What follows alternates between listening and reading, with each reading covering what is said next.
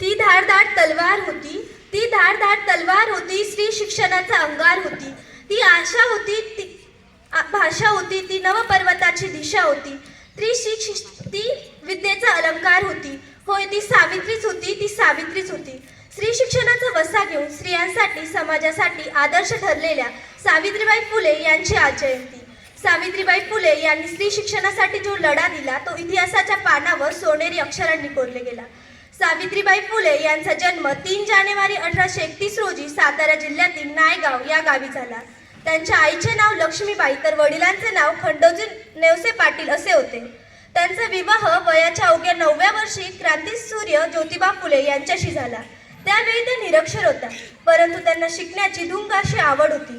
परंतु चूल आणि मूळ स्त्रियांची ही सीमा समजणाऱ्या त्या काळच्या समाजाला स्त्रियांचं शिक्षण हे मान्य नव्हतं. स्त्रीने शिक्षण घेणे हे महापाप मानलं जायचं. परंतु हे सर्व न जुमानता सावित्रीबाईंनी शिक्षण घेतलं, ते आपल्या पतीकडून. पुस्तकाला साथ लाभली शब्दांची अननव पर्वताला सुरुवात जोमानं झाकली. पुस्तकाला साथ लाभली शब्दांची अननव पर्वताला सुरुवात जोमानं झाकली. अंधार हरवून प्रकाश तुम्ही दाखवला, स्त्रियांच्या हातात लेखणी देऊन इतिहास तुम्ही बदलवला, इतिहास तुम्ही बदलवला. पुढे महात्मा फुले आणि सावित्रीबाईंनी 1848 मध्ये पुण्यातील भिडेवाड्यात मुलींची पहिली शाळा सुरू केली.